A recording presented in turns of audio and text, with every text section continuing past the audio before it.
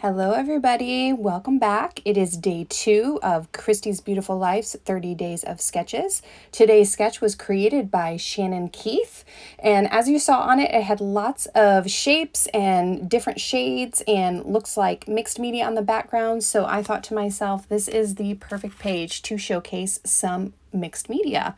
So you see me here, I have a stencil. That stencil is from Vicki Boutin, and that blue like butter that I just had over there, I apologize, I do not know who that is by.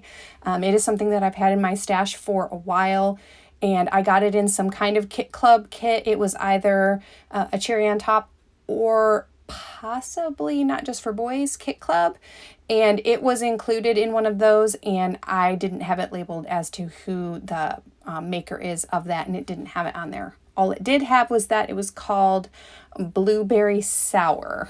So that's the color of it. So as you saw me there, I mixed inside of that paste a little bit of my Shimmers paints, and I think I put in Blue Lagoon and Boogie Board Blue. I did want to add some blue to that background page. As you can see there, that is 49 and Markets.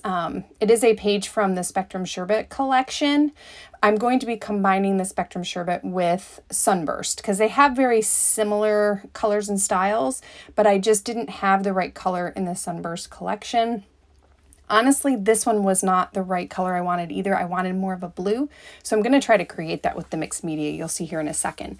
But as I was saying, with the Blueberry Sour paste, I added a little bit of those two shimmers in there to kind of dull down or subdue that really bright blue color that it had. And I really like the blue that we got there. You just saw me go ahead and add some gesso on top of this because I am going to paint on some of it. As you can see, that color I'm using right there is Seize the Day from Shimmers. I wanted a little bit darker of that tealy color on the background, and then I'm going to mix these colors up and just kind of do little splotches of them all over. The fun thing with mixed media is it always looks like a hot mess. Like literally every single time I do mixed media, I think to myself, did I just ruin this? Because it always looks really bad while you're doing it, but then when it gets done, you come up with something pretty fantastic.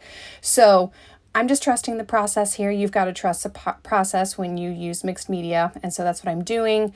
And I'm just kind of going ahead with the vision I had in my head of making that background more of kind of a combined bluish, greenish, like the seawater, rather than just that tealy color. So I'm going in with all of these different colors of Shimmers paints. Let me read them all back to you again. I use Blue Lagoon. So the really dark blue that you see me put down, that is Blue Lagoon. Or I'm sorry, that's actually, yeah, it might be. I use Blue Lagoon, I use Boogie Board Blue, and I use Seize the Day. It seems like I have one more in there that I forgot to write down the color of. I apologize for that because it seems like that really dark blue is something else. So I apologize for not having that name sitting right here. So I'm just going ahead and I am doing this all over this paper.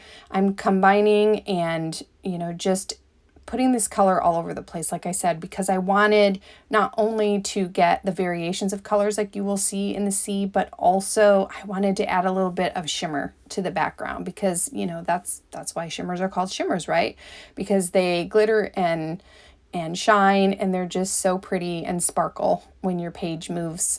So I wanted a little bit of that on the background too.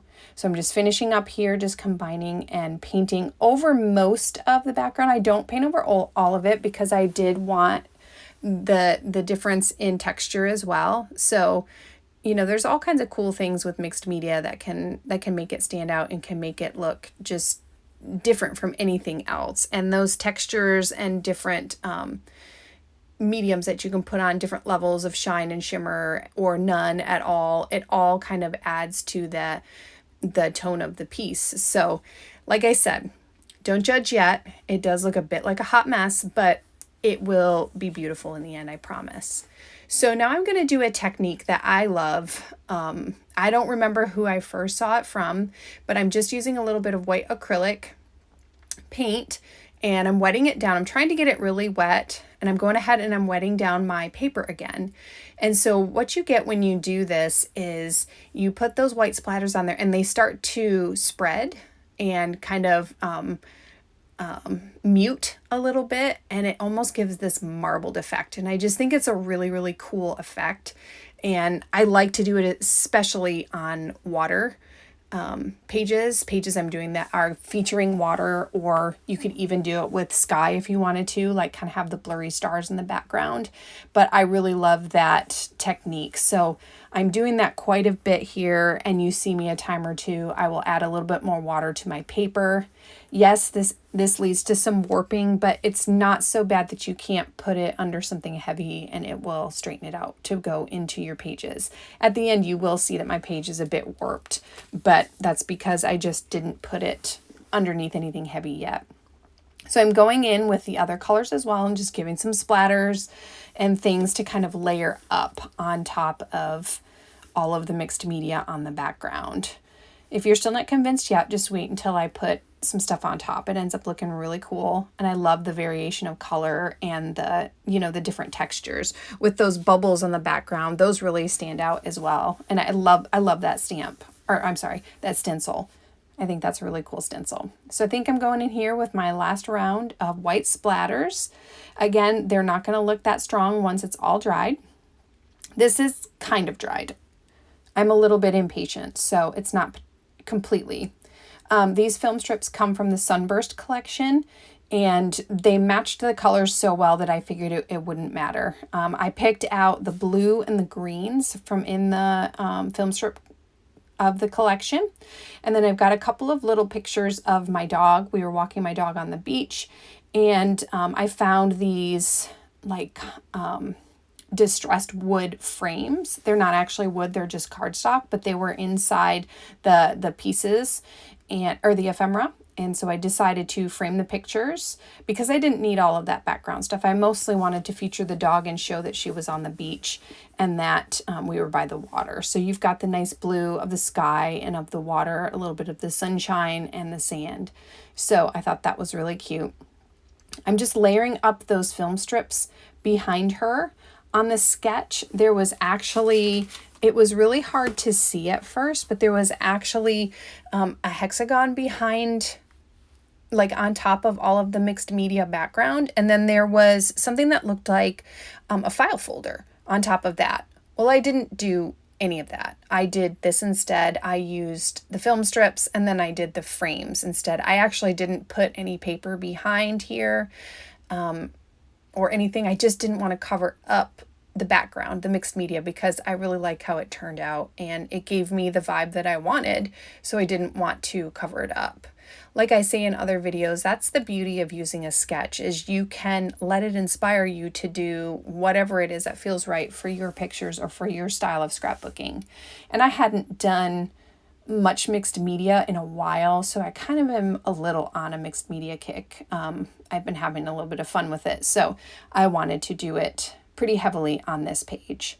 So here I have a couple of those, I guess they're portholes. A couple more frames that I've got out of the laser cut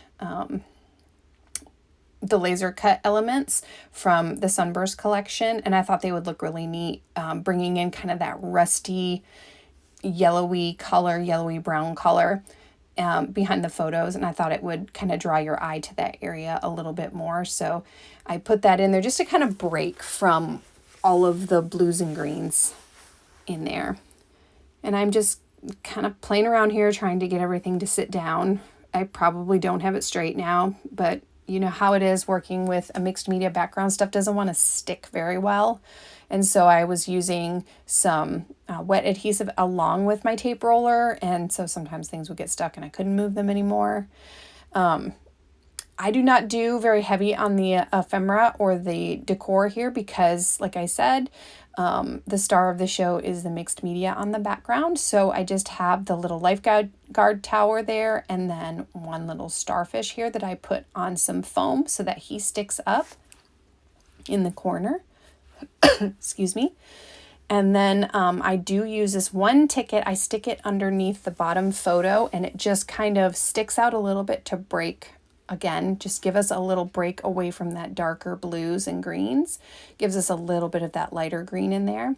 So I like the contrast that gives to everything. Even though it's in the same color palette, just that being that lighter color really helps it to stand out there on the bottom.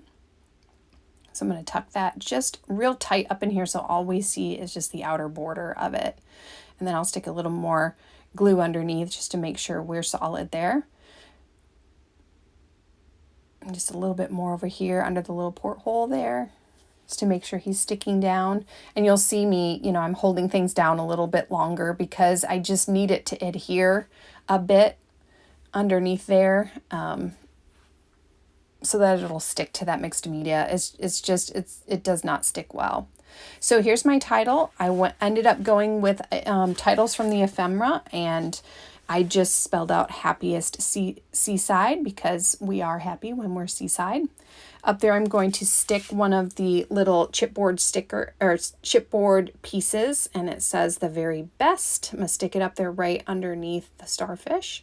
Make sure he has lots of glue because he's heavy and it's hard to stick to that background. Just kind of looking through to see if I want to do anything else. I've got a little banner down there that says making a splash. I think that's cute, and that could be my little subtitle down on the bottom. So I'm going to go ahead and put that on there here. And then that little piece, I don't think I end up using that. I really tried to. I wanted to have a few more circle elements to kind of, go along with the portholes there, and I will get them. It just won't be with that little piece. I found another little guy that I had set aside to put on this layout, and so I'm going to go ahead and add him down here at the bottom just to give a little bit more layers down there. Just glue him on there up in the corner. And he should stick fine. I only glued these things in like one or two little spots each, so they kind of like flap free when I pick up the page. They're really not adhered very much, and I kind of like that because it gives some movement and some shadow to the page. Here I'm putting a few of those little adhesive or wishing bubbles, they call them. Wishing bubbles. The one down there by the lifeguard stand that has a starfish on it. And then just to be funny, up there by the starfish, I think I'm trying right now to find a spot. There he goes. That's actually a lifeguard stand. So I kind of just did a little switcheroo right there. And then I'm going to put a couple of black dots here on the page. In just a second, I'm adding a little more glue to them because I'm going to stick them right on the mixed media. The other ones I did not stick on the mixed media, so they didn't necessarily need extra glue. But these little black ones are going to go on the mixed media mostly, so they're going to need some extra glue. Here we go. All right. And I believe that is maybe it. Yep. There we have it. So this took me a really long time to do, but it doesn't seem like it on this video because, it's sped up and some things are cut out so that you don't have to watch me putting all of the adhesive and everything on, but that's as simple as it is. So I hope you enjoyed this page. I hope you can see a little inspiration that I got from the sketch, and please make sure that you look at the playlist so you can see what everyone else has done with this sketch. I'll see y'all next time. Bye.